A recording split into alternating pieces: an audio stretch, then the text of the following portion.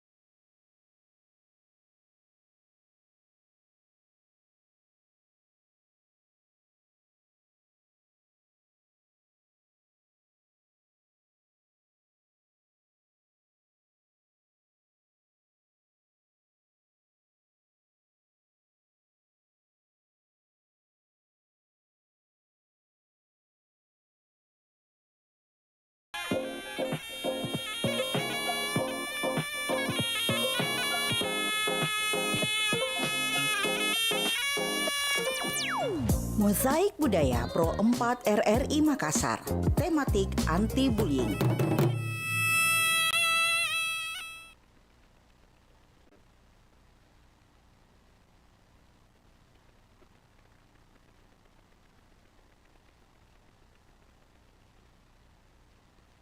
Iya, sahabat budaya dimanapun berada, nanti sesaat lagi ya kita akan segera bergabung terhubung dengan Dr.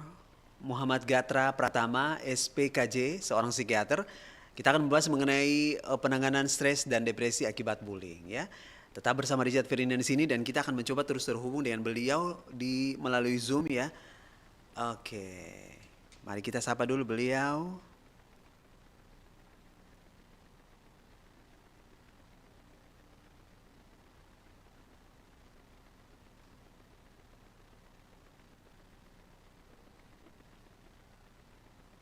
Sudah?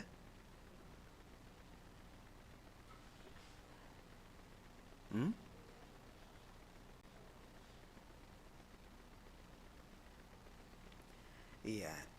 Hari ini kita akan membahas sahabat budaya mengenai penanganan stres dan depresi akibat bullying. Bersama dalam dialog anti bullying ya sama ya.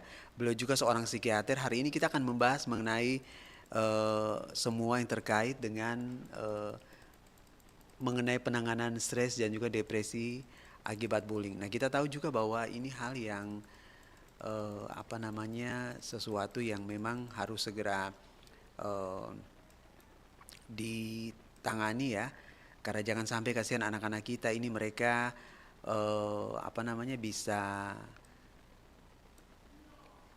terkena akibat dari bullying ini ya.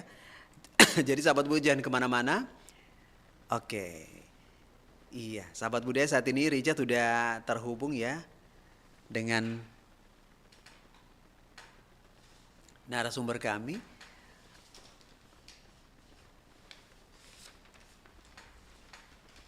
Oke. Iya. Apakah suara saya kedengaran, Pak? Boleh, boleh sangat jelas di sini, Ah, Bapak. ya. Iya. Sahabat Budaya, Assalamualaikum warahmatullahi wabarakatuh. Di program Dialog Anti Bullying ini kita sekarang sudah terhubung bersama dengan sahabat baik kami ya. Ada eh, Bapak Dr. Muhammad Gatra Pratama, SPKJ, seorang psikiater. Assalamualaikum warahmatullahi wabarakatuh. Waalaikumsalam warahmatullahi wabarakatuh. Iya. Selamat pagi. Selamat pagi. Iya, Pak Dokter mohon izin ini Richard panggil nama siapa ini, Pak? Gatra aja Pak Oh, Richard. Gatra aja. Oke. Nah, Ya. sahabat budaya dimanapun berada, kita akan membahas mengenai penanganan stres dan depresi akibat anti-bullying. Nah, ini sesuatu yang sangat serius dan kita sebagai orang tua dan kita semua yang terkait dalam kehidupan kondisi-kondisi seperti ini, kita juga harus punya perhatian yang sangat luar biasa. Nah, Dokter Gatra, mengenai penanganan stres dan depresi akibat bullying. Mohon izin Pak Dokter, silakan. Ya. Makasih ya, Pak Iya. Richard. Jadi sebelum saya ke penanganannya, mungkin saya ingin menyampaikan kepada pemirsa bahwa ini topik yang sangat menarik ya, karena bullying itu merupakan kasus yang biasa disadari dan tak disadari. Nah, mengapa saya katakan demikian? Karena kasus-kasus gangguan jiwa atau kesehatan mental akibat bullying itu ya lumayan cukup tinggi, Pak Richard ya. Iya, iya. Jadi untuk pengenalannya adalah bullying itu apa sih?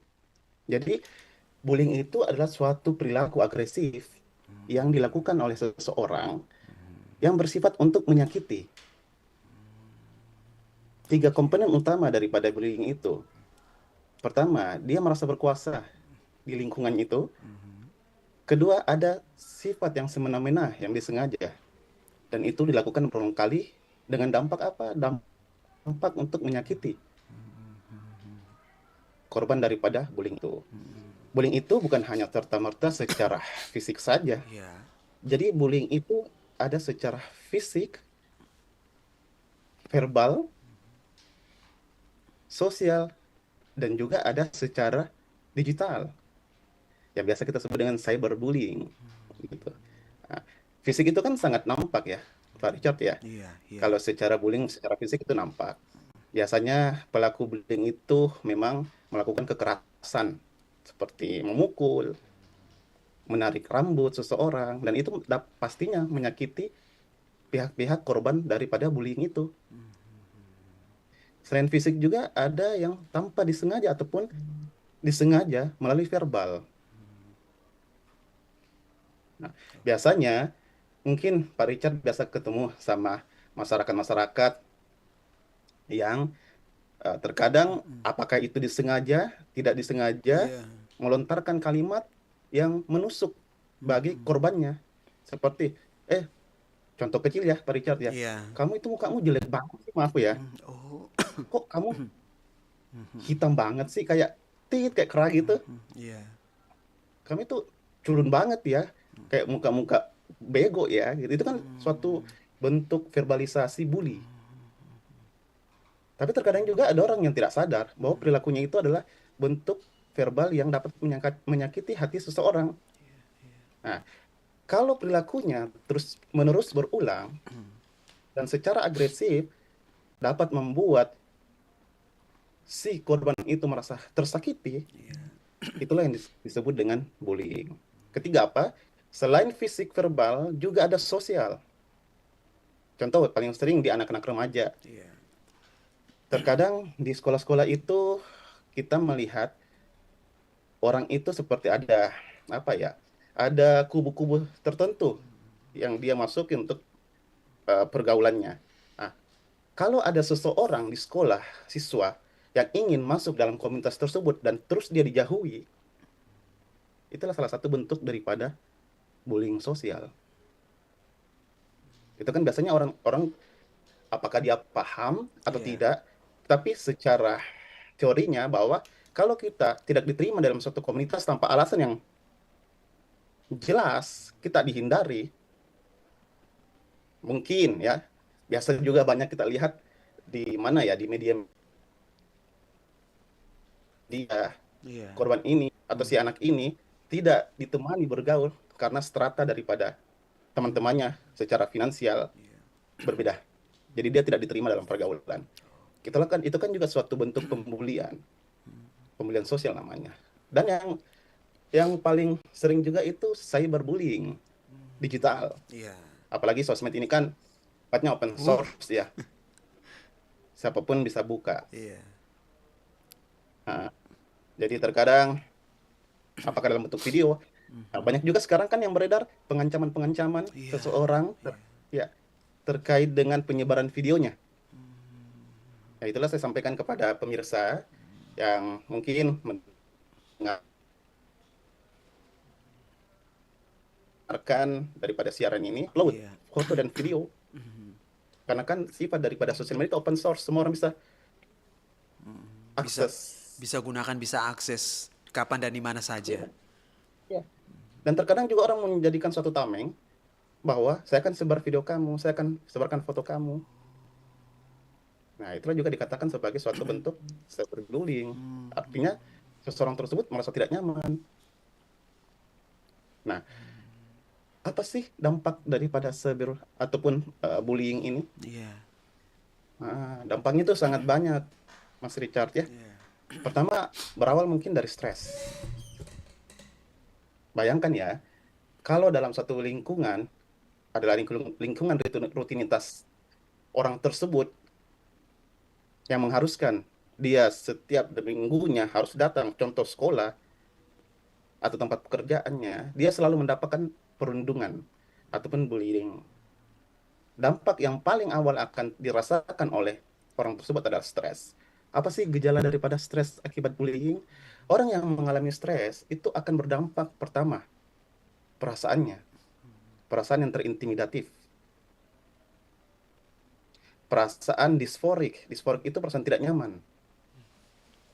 Kalau saya ke sekolah, terus nanti saya dapat lagi penghinaan secara fisik atau pemukulan secara fisik, nanti saya dihindari sama teman-teman saya, aduh bagaimana ya? Nah, itu kan perasaan disforik, tidak Iya. nyaman. Ada seolah-olah terintimidasi dia di lingkungan tersebut. Nah, dampaknya apa? Kalau disforik ini berlangsung, perasaan tidak nyaman ini berlangsung terus-menerus, itu juga bisa berdampak kepada kualitas daripada kesehatan mentalnya. Gejala awal mungkin juga salah satunya, oh kenapa ya akhir-akhir ini, sepekan ini, 2 pekan ini, saya sering merasa tegang ya di sekitar pundak saya, sering merasa lelah ya cepat, sering merasa kepala saya itu berat, diistilahkan dengan adanya ketegangan daripada motorik. Nah, mungkin setiap orang itu pernah merasakan stres yang tinggi, tekanan, stressing. Ya, pasti salah satu dampaknya adalah biasa pegal. Aduh, tidak nyaman ya. Nah, tidak nyaman di daerah leher, kemudian berat di kepala. Itu namanya peningkatan daripada motorik. Terus kalau berlanjut itu dampaknya apa? Ya, bisa mengganggu daripada kualitas tidur kita. Gelisah. Gelisah jadinya. Sulit tidur nyaman. Bayangkan coba, kalau dampak daripada suatu bullying itu memberikan suatu respon kepada korbannya, diawali dengan stres, terganggu tidurnya. Akhirnya apa? Akhirnya dia menarik daripada lingkungan. Dia mencoba untuk menghindari lingkungan. Akan bisa terjadi suatu bentuk kecemasan jadinya. Nah, sekedar informasi bahwa cemas itu semestinya hal yang normal, Mas Richard ya. Semua orang itu mempunyai suatu aware diri terhadap suatu lingkungan yang tidak mendukung. Cemas itu akan berlangsung secara normal. Tapi kapan dikatakan gangguan daripada kecemasan, nah itu berbeda dengan kecemasan pada biasa. Kalau sudah ada anxiety disorder atau gangguan kecemasan, itu tanda tandanya adalah pertama, perasaan yang disforik, tidak nyaman, terus-menerus dirasakan oleh yang dibully, dalam hal konteks ini yang dibully, korban ya. Kemudian ada peningkatan daripada tadi yang motorik. Ketiga, itu adalah ada peningkatan saraf-saraf otonom. Apa sih saraf otonom itu? Pertama, biasanya ada berdebar kencang. seperti jantung yang berdetak kencang. Jadi kalau si korban bully ini dia pergi ke suatu tempat lingkungan yang tidak safe buat dia akan merasa jantungnya berdebar-debar, duk duk duk duk gitu. Kedua, biasanya ada peningkatan saraf otonom juga seperti apa? Langsung perutnya kayak terlilit, langsung kayak kolik dia, kayak kayak Iya, apa ya? Kayak iya. bahkan biasanya orang merasa, aduh kenapa perut saya tidak nyaman? Itu adalah salah satu tanda daripada bentuk kecemasan peningkatan daripada saraf otonom gitu. Oke, Nah, oke. yang paling eh, penyebabnya oleh karena bully juga itu yang Iya, harus diwaspadai adalah bentuk depresi. Dari tadi stres, kecemasan, depresi. Depresi ini juga bisa dilihat dari 3 gejala utama daripada depresi. Pertama, adanya kalau kita melihat mungkin korban bullying itu yang tadinya ceria, memperlihatkan suatu bentuk perilaku yang apa ya, yang tidak lagi melihatkan mimik yang segar, ya, mimik yang pada umumnya. Kemudian dia menampakkan suatu bentuk penarikan diri dari lingkungan sosial dan juga ada merasa tidak bergairah, kekurangan daripada energi. Itulah ciri-ciri umum daripada suatu bentuk depresi. Gitu Mas oke. Richard. Nah, eh, dari kacamata, mohon izin ya, mohon izin Dokter Gatra, Iya.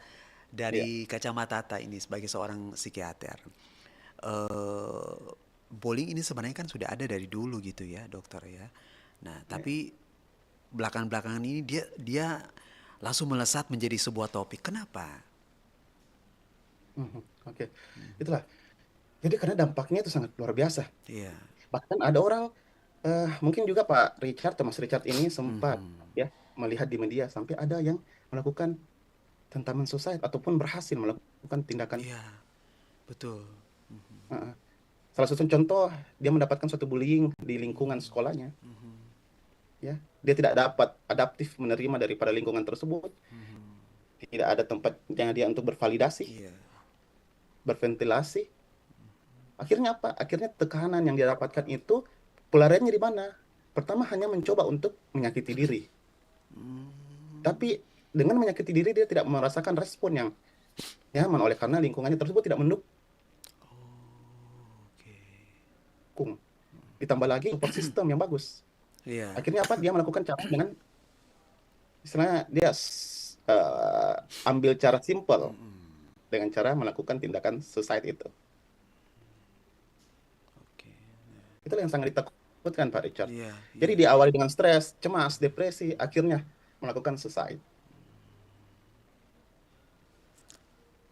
Bagaimana sehingga maksudnya mereka-mereka ini yang tertimpa bullying ini, mereka mau berani untuk saya adalah korban. Oh ya, oke. Iya, Ya, itulah yang harus juga eh korban ini kan suatu apa ya kompleksitas daripada sangat korban. iya, sangat kompleks. Iya, Iya. betul. Pelaku itu sendiri, korban, Mhm. support system dalam artian lingkungan dan juga terutama keluarga. Pertama untuk korbannya dulu karena kita Iya, berbicara dengan korban. Bagaimana caranya sih? Pertama, orang yang mengalami suatu bentuk korban daripada bully ini biasanya dia selalu menyalahkan dirinya, Pak Richard. Aduh, saya ini mungkin memang lemah. Saya ini orang yang mungkin wajarlah saya dikasih begini. Ya, jadi pertama yang kita lakukan adalah memberitahukan pada korban itu untuk melakukan suatu validasi emosi. Apa sih itu validasi emosi, Pak Marsha ya? iya.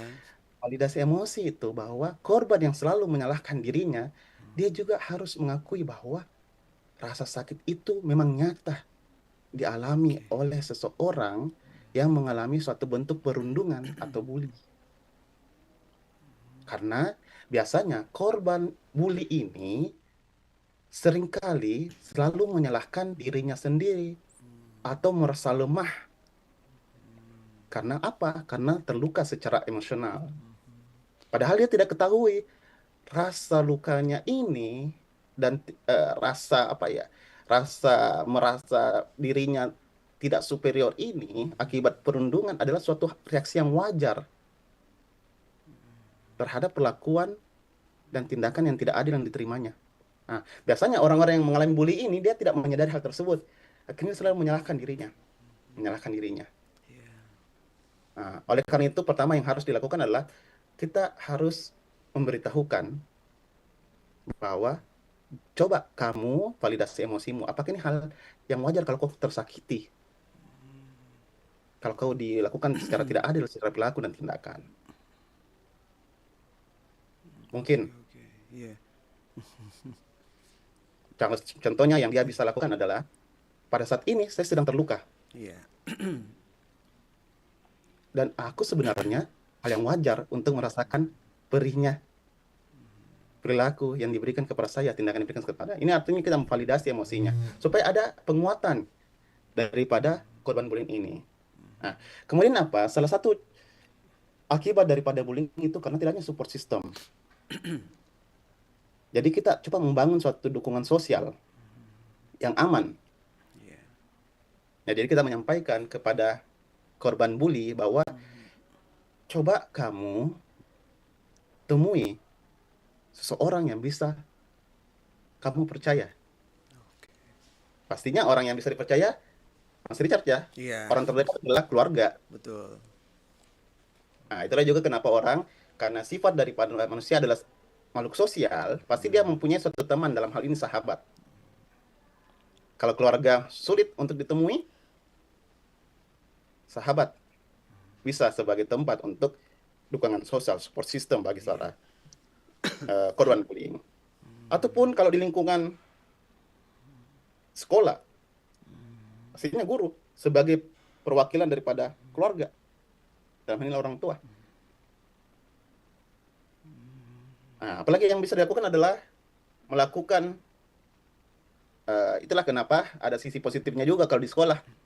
Mas Richard ya, mungkin Mas Iya. Richard juga waktu di sekolah itu disuruh untuk masuk suatu komunitas Iya. ekskul. Itu sebenarnya juga suatu cara, wadah untuk salah satunya membangun dukungan sosial bagi para korban bullying. Jangan sampai juga pada saat kita di sekolah kita tidak berani untuk speak up.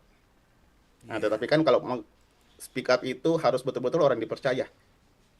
Itulah tadi yang namanya temui orang yang bisa dipercaya untuk melakukan komunikasi. Oh, oke. Nah, jangan menutup apa ya, menutup diri, jangan tidak sampai membuat suatu ventilasi. Karena kalau kita mengalami suatu stressing, tekanan dan kita tidak mengeluarkan, Iya. itu adalah dampak nantinya menjadikan suatu stres, cemas ataupun depresi bagi para korban. Oke, oke. Nah, ibarat gelas yang diisi air, kalau dia tidak mengeluarkan air itu, dia akan penuh dan akhirnya Iya. tumpah-tumpah. Iya, iya. Nah, cara mengeluarkannya bagaimana? Berventilasi, menceritakan komunikasi efektif, komunikasi aktif. Saya sedang dibully, saya Iya. sedang begini, apa yang harus saya lakukan? Oke, berarti harus berani ya, dokter ya. Harus berani. Itu langkah pertama, harus berani. Nah, kemudian untuk korban bullying selain Iya. itu adalah melakukan resiliensi, Apa itu? ketahanan diri. Oh, ketahanan diri. Oke. Latih ketahanan diri. Nah, orang yang mengalami suatu bentuk stressing ataupun stres, cemas, itu biasa adanya suatu bentuk distorsi daripada kognitif, biasa menyalahkan dirinya. Jadi, rubah distorsi itu dengan melakukan tindakan afirmasi positif. Dengan apa biasanya? Dengan teknik CBT, Cognitive Behavior Therapy, merubah pola pikir negatif menjadi positif. Mungkin yang tadi saya katakan di awal bahwa orang yang mengalami bullying ini selalu merasa inferior, selalu merasa tidak ada yang dukung. Tapi itu apakah 100% benar atau tidak? Itu kita harus melakukan komunikasi aktif, efektif dengan korban. Ternyata padahal anak ini semestinya punya teman, tapi di pikiran dia, aduh saya sudah malas, saya sudah give up, pergi ke sekolah, ke lingkungan saya karena saya tidak punya teman. Nah, itu adalah bentuk suatu kognitif, bisa dikatakan kognitif error daripada korban.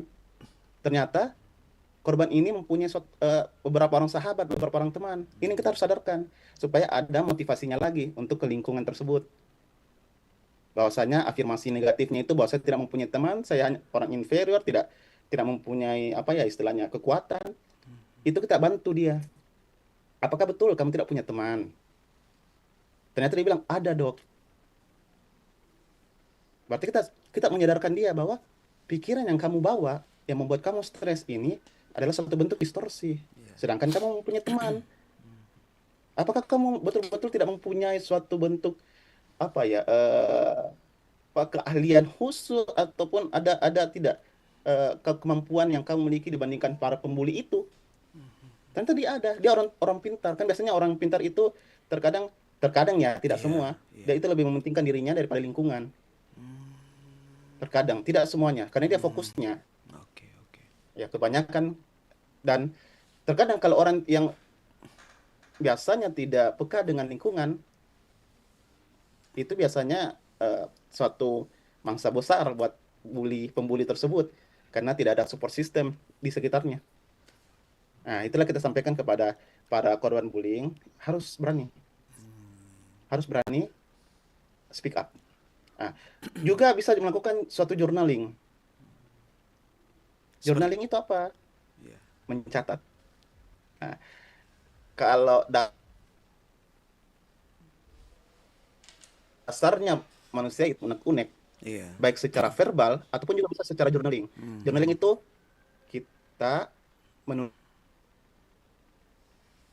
menuliskan sesuatu yang terjadi pada diri kita saat ini ataupun kemarin, dengan mengeluarkan tekanan daripada emosi kita di suatu kertas. Journaling menulis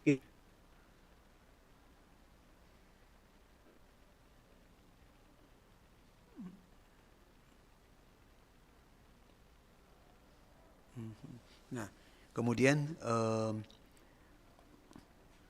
masih bersama? Iya. Nah, ya. boleh lanjut dulu? Oke, silakan. Oke. Nah, ini kan akhirnya menjadi sebuah ketakutan ya. Ketakutan kalau misalnya tidak diungkapkan begitu loh. Ya. Dokter dan teman-teman kita ini akhirnya kan mereka mereka tidak tahu harus kemana karena apa namanya teman-teman yang dulu mereka percaya ini kok tiba-tiba bisa saja suatu saat mungkin berbalik sehingga akhirnya memberikan rasa tidak nyaman kepada para korban. Nah, bagaimana menyikapi hal ini yang kondisi tiba-tiba berubah? Oke, ya sangat betul ya Pak Richard ya. Tadinya teman ini kita adalah support system buat kita, sahabat kita, Iya. ataupun teman kita. Tapi kok tiba-tiba dia berubah? Nah, jadi gini, tadi bagaimana sih cara mendeteksi orang yang mengalami bullying, tetapi dari sisi daripada si pelaku? Ternyata kita juga harus mendeteksi Pak Richard ya. Bukan hanya dari sisi korban, Iya. tapi dari sisi pelaku bullying ini. Kok tadinya dia anak baik-baik, tidak kasar secara fisik dan verbal, tapi kok dia berubah? Nah, disitulah fungsi daripada konseling. Kan biasanya kalau di sekolah-sekolah itu ada sesi konseling, Pak ya. Iya, guru BP. Guru BP ya, Iya. ya betul. Kita harus tanyakan karena kenapa orang sih bisa membuli? Ini kan juga yang sangat penting diketahui. Kenapa orang bisa membuli? Apakah dia juga korban pembulian masa lalu? Apakah memang dia itu hanya mencari perhatian di lingkungannya? Nah, itu juga harus dicari tahu. Supaya apa? Supaya mata rantai daripada bullying itu tidak menjadi lingkaran hitam. Jadi kita harus juga perspektif daripada sudut pandang orang yang membuli harus kita juga tahu. Kalau dia mengalami suatu bentuk ingin mencari perhatian, berarti ada suatu sistem yang harus diperbaiki di dalam diri si anak ini. Apakah lingkungan tempat tinggalnya, apakah lingkungan sekolahnya, terlebih apakah juga harus ada peran aktif dari orang tuanya, dari pelaku pembuli ini. Jadi apa yang harus dilakukan oleh korban adalah pertama pasti harus speak up dulu, bahwa saya berani speak up. Kenapa teman saya yang tadinya baik kok berubah? Iya. Nah, itu harus speak up, harus tetap speak up. Terus kalau seandainya sudah terdengar ke perwakilan daripada orang tua di sekolah, Iya. sebaiknya jangan langsung menghakimi dulu. Karena yang tadinya ini anak baik-baik kok langsung berubah. Itu harus dilakukan suatu bentuk analisa, melihat dari sisi pembulinya. Siapa tahu juga dia mau dikonseling gitu. Nah, iya. Ya. Dokter Gatra, apakah konseling ini adalah jalan akhir? Apakah ini akan menjadi muara ketika masalah bullying ini sudah sampai pada tahap yang begitu mengkhawatirkan? Oke. Ya. Eh, jadi sebelum saya masuk ke ranah pertanyaan daripada Pak Richard, Iya. saya harus memberitahukan bahwa ternyata itu konsep gangguan jiwa itu terbagi dua, Pak Richard. Oke, boleh, Ada silakan. dikatakan masih masalah kejiwaan atau biasa disebut ODMK, orang dengan masalah kesehatan jiwa. Ada juga ODGJ. Mungkin ODGJ ini Oh yang ya, familiar ya, oke, orang sangat dengan familiar. gangguan jiwa. Iya, Nah, kalau dia, perbedaannya apa? Perbedaannya kalau orang dengan gangguan jiwa itu berdasarkan teori yang ada di referensi bahwa 3 gejala utama orang gangguan dengan gangguan. Pertama, ada perilaku yang bermakna. Contoh, iya, orang yang tadinya periang, dia menarik diri, tidak mau makan, mengurung diri selama 2 minggu. Itu adalah suatu bentuk gejala yang bermakna pada depresi. iya, Penderitaan itu apa? Penderitaan bagi dirinya sendiri, sudah tidak mau makan, tidak mau pergi sekolah, orang tua tersiksa, iya, ya. Dan juga disability. Disability itu keterbatasan. Dia sudah mengalami penurunan daripada intelektual akademiknya, tidak mau pergi sekolah, tidak mau masuk sekolah. 3 gejala utama ini dikatakan gangguan jiwa. Tetapi apa bedanya dengan yang masih tahap masalah, belum gangguan? Nah, pernah orang mengalami suatu bentuk yang namanya pastinya ya, iya. merasa tidak bergairah. Pernah ya? Mhm. Pastinya ya. Karena suatu stres yang tekanan yang begitu banyak di lingkungan, di Ya tempat udah, pekerjaan. jalan Tetapi jalan pintas lah. ya, tetapi tidak sampai membuat dia mengalami disability. Dia mengalami suatu bentuk ketidaknyamanan, tidak energinya berkurang, tapi tetap masuk kantor ya, tetap masuk sekolah ya, walaupun sudah ada perasaan tidak nyaman. Itu masih konsep daripada masalah kesehatan jiwa, karena tidak mengalami suatu bentuk distress yang hebat dan disability, hanya suatu tapi masih bisa melakukan daily activity-nya. Iya, Nah, kalau korban daripada bully ini masuk ke tahap ODMK atau ODGJ, itu ada perbedaan daripada treatmentnya. iya, Kalau dia tidak sampai mengganggu daily activity atau dalam hal ini gangguan jiwa, itu bisa mungkin dengan melakukan suatu bentuk konseling yang tadi saya katakan, resiliensi salah satunya, CBT kah, journaling kah, atau juga bisa untuk menenangkan diri sendiri dengan cara melakukan relaksasi pernafasan dan menganalisa apa sih penyebab daripada dia mengalami suatu gejala cemaskah, depresikah, atau stres oleh karena bullying. Itu kita bantu dia. Salah satunya bisa dengan melakukan CBT, Cognitive Behavior Therapy. Nah, tetapi kalau masuk ke tahap gangguan jiwa yang serius yang tadi Pak Richard sampaikan, iya, contoh depresi yang sudah ada gejala ingin suicide tentamen atau self harm atau kecemasan yang membutuhkan treatment supaya aktivitas yang dapat berjalan dengan baik, dia harus pastinya ke ya psikolog ataupun bahkan ke psikiater. oke. Berarti sudah tahap Untuk apa? ini ya, sudah pada tahap yang eh, lanjut gitu ya, dokter. Ya, Hmm, sudah tahap lanjut. Yang butuh memang bukan hanya sekedar konseling, tapi juga psikofarmakoterapi. Artinya ada obat yang ingin diberikan. Karena kenapa? Ini berdasarkan sainsnya adalah orang yang mengalami depresi dan juga kecemasan, ada zat kimia di otak yang membuat pengaruh daripada emosinya yang berubah. Nah, jadi kita mungkin memberikan obat-obat yang dapat menstabilkan emosi orang tersebut, apakah kesedihannya ataupun rasa kecemasannya, gitu.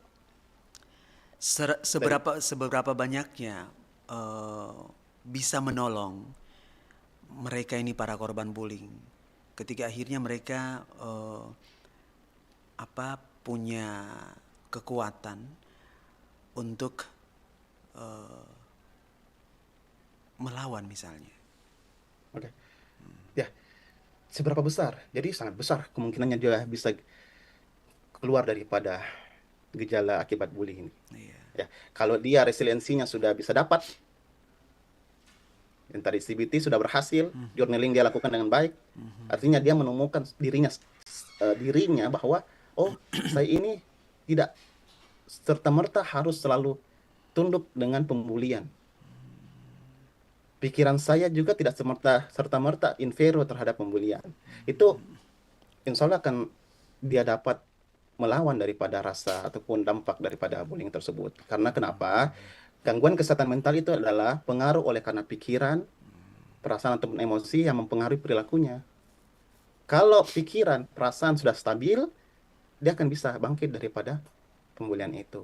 Nah, kalau dia sudah berusaha untuk melakukan resiliensi, support system sudah ada, tapi kok kenapa depresinya ini susah hilang? Iya. Cemas ini susah. Mungkin harus ditambah dengan psikofarmakoterapi atau obat daripada psikiater yang diberikan oleh psikiater untuk membantu yang tadi saya bilang secara sainsnya bahwa neurotransmitter yang bermasalah pada otak daripada korban pembulian ini itu harus juga ada di cover sama obat dari dokter jiwanya. Jadi bisa nantinya akhirnya psikofarmakoterapi dalam hal ini obat ditambah dengan konseling. Nah, dan itu kalau berjalan dengan baik, itu akan bisa membuat korban daripada bullying ini bisa beraktivitas kembali. Oke. Iya. Iya. Nah, dokter Gatra, ini kita udah di penghujung ini dok. Silakan mungkin ada closing statement yang ingin dibagi untuk kita semua. Ya, jadi saya sangat berterima kasih dulu ya Iya. RRI ini yang telah memberikan saya Sama-sama. kesempatan ya Iya. untuk share terkait dengan pembulian, baik itu dari sisi korbannya, baik itu dari sisi pelakunya, dan apa yang harus dilakukan pada saat mengalami suatu bentuk perundungan ataupun pembulian. Karena ini tidak sedikit orang yang mengalami suatu pembulian, baik itu di lingkungan, bahkan di lingkungan rumah pun, kita biasa terkadang tanpa disengaja, orang di rumah itu juga terkadang membuli, baik secara verbal, ya, apalagi di lingkungan Iya. yang mana kita harus ada di lingkungan tersebut untuk melakukan daily activity kita. Oke, jadi ada quote yang saya ingin sampaikan sebelum saya melakukan penutup bahwa kadang luka terdalam tak meninggalkan bekas di kulit, tapi memberikan bekas di dalam jiwa. Dan jika seseorang yang mengalami suatu luka yang membekas dalam jiwa dan mengganggu aktivitas kesehariannya, itu harus cepat disadari oleh orang tua, dilihat daripada perilakunya, dan harus segera konsul ke psikolog ataupun ke psikiater untuk bagaimana kita bisa menunjang daripada kesehatan mental korban bullying. Itu mungkin, Pak Richard. Berarti memang harus ini ya, harus berani. Berani. Iya. Fight. Harus fight. Dua dasar daripada cemas itu. Oke. Fight or flight. Fight or fly. Oke. Flight Bisa- itu ya kita lari Oh ya, oke. atau kita hadapi.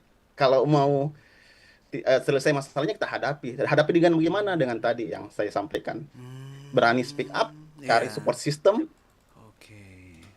kenali diri sendiri apakah butuh segera konseling Ya. atau bagaimana. Kalau tidak selamanya kita akan tinggal dalam rumah kaca itu. Betul. Betul. Karena ingat, manusia itu makhluk sosial. Iya. Jangan menyimpan sendiri. Harus juga dikeluarkan. Karena kalau tidak akan tumpah-tumpah nantinya. Betul. Oke, iya.